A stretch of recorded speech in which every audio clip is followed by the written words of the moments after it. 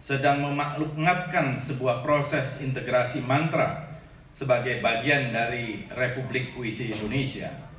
Dan kredo tersebut telah menjadikan mantra Melayu jadi punya daya ucap.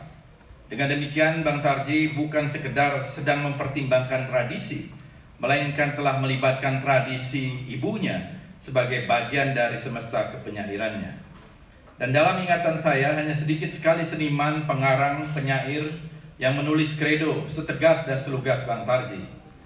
Mungkin di dalam sajak sebatang lisong yang ditulis oleh Rendra tahun 77 itu bisa dianggap sebagai kredo yang hendak menyampaikan visi puisi-puisi pamflet seperti yang ditulisnya. Inilah sajakku, pamflet masa darurat. Apakah artinya kesenian bila terpisah dari derita lingkungan? Apakah artinya berpikir bila berpisah dari masalah kehidupan? Demikian tulis Rendra. Buku mempertimbangkan tradisi yang memuat esai-esai ini mungkin juga bisa dianggap sebentuk kredo yang menjelaskan visinya. Yang juga saya kira menjadi catatan adalah Gunawan Muhammad di dalam potret penyair sebagai si maling kundang yang terbit tahun 72, yang bisa dianggap sebagai kredo juga. Dan juga tentu saja surat kepercayaan gelanggang.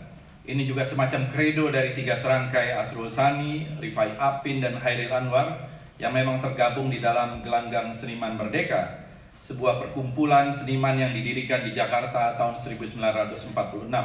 Dan nama Gelanggang itu sendiri berasal dari sebuah rubrik budaya di majalah Siasat yang diasuh oleh Asrul Sani, Rifai Apin, dan Hairil Anwar.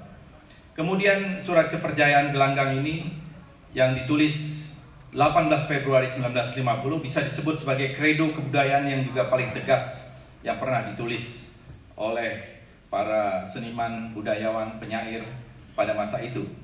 Dan kalau kita lihat di dalam dunia musik, mungkin Rhoma Irama adalah sedikit musisi yang juga pernah menulis sebuah kredo.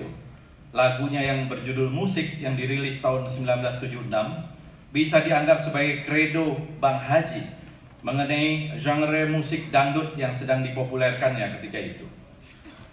Itu kalau kita kutip, aku mau bicara soal musik tentu bagi penggemar musik. Di mana-mana di atas dunia banyak orang bermain musik, bermacam-macam itu jenis musik, dari yang pop sampai klasik.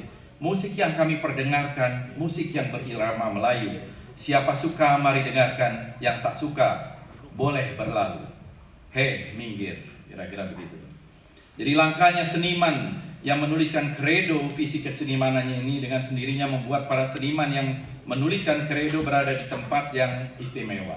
Dan termasuk dalam hal ini adalah Sutarji Kosumbari.